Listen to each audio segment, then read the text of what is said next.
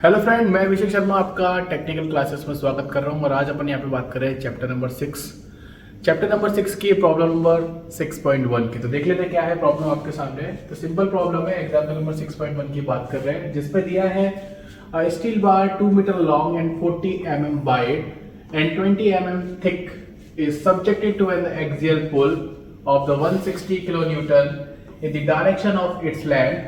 Find the changes in the length, width, thickness of the bar. Take Young's modulus 200 gigapascal and the Poisson ratio is 0.3. तो simple problem है, मुझे इसके अंदर change in length निकालनी है, change in thickness निकालनी है, change in width निकालना है।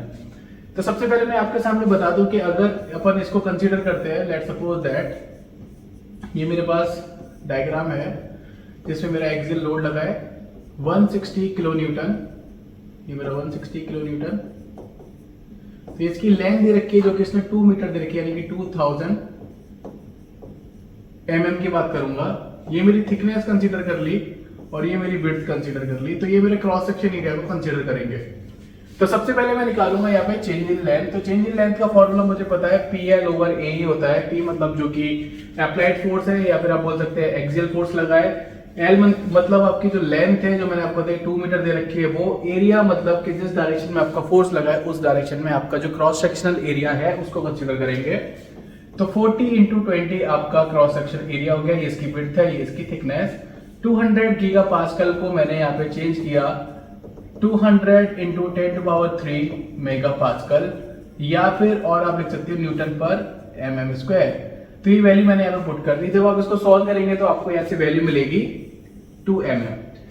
तो चेंज इन लेंथ मैंने फाइंड आउट कर लिया है यहाँ पे। अब चेंज इन लेंथ निकालने के बाद मुझे निकालना पड़ेगा यहाँ पे चेंज इन विड्थ और चेंज इन थिकनेस। तो चेंज इन विड्थ और चेंज इन थिकनेस में कैसे निकालूंगा? तो सबसे पहले मुझे लीनियर स्ट्रेन निकालनी पड़ेगी। लीनियर स्ट्रेन को अपन लॉन्गिट्यूडिनल स्ट्रेन भी बोलते हैं, आप सभी को पता होगा। तो लॉन्गिट्यूडिनल स्ट्रेन की मैं बात करूंगा तो वो क्या होगी आपकी change in length upon original length.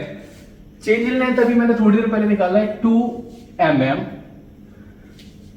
Original length है मेरे पास 2 मीटर। तो 2 मीटर को मैंने चेंज किया 2000 mm।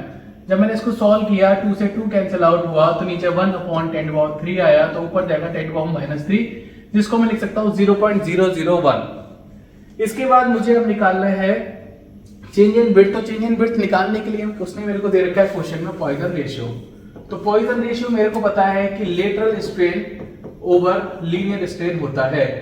तो मुझे पता है यहाँ पे कि लेटरल स्ट्रेन मुझे निकालनी है। तो लेटरल स्ट्रेन निकालने के लिए मुझे पॉइसन रेशियो में लीनियर स्ट्रेन का मल्टीप्लाई करना पड़ेगा।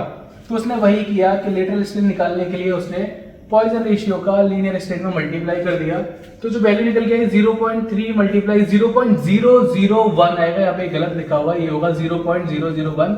आर स्कूल में की बुक में बहुत सारी प्रॉब्लम्स होती है, मिस्टेक बोल सकते हैं उसको। तो यहाँ पे जो वैल्यू निकल के आई मेरी लेटरल स्ट्रेन की, वो निकल के आई 0.0003। तो यहाँ पे मेरे पास लेटरल स्ट्रेन निकल के आ गई है। तो लेटरल स्ट्रेन जो होती है, आपके पास फॉर्मूला है कि lateral strain is equal change in width upon original width. तो change in width upon original width की मैं बात करूंगा तो मैं इस स्ट्रेन के अंदर विड्थ का मल्टीप्लाई कर दूं तो मुझे चेंज इन विड्थ मिल जाएगी। तो मैंने विड्थ के अंदर लेटरल स्ट्रेन का मल्टीप्लाई किया तो वैल्यू मुझे मिली 40 मल्टीप्लाई 0.003। तो ये आप देखेंगे यहाँ पे मिस्टेक है, तो आप इसको सॉल्व करना सही से। आप देखेंगे तो 12 पीछे की तरफ आएगा, तो ये चेंज हो जाएगी, वैल्यू 0.0012 mm निकल के आएगी। सेम टाइम में मुझे थिकनेस निकालनी, तो थिकनेस की वैल्यू निकल के आएगी थिकनेस इंटू लेटरल स्ट्रेन। तो 20 इंटू 0.0003 तो मैं मल्टीप्लाई करूंगा तो वैल्यू निकल के आएगी 0.006 mm। तो वेरी सिंपल प्रॉब्लम। अगर आपको समझ में आए तो प्लीज लाइक जरूर करना, शेयर जरूर करना। Thank you for watching guys, thank you so much.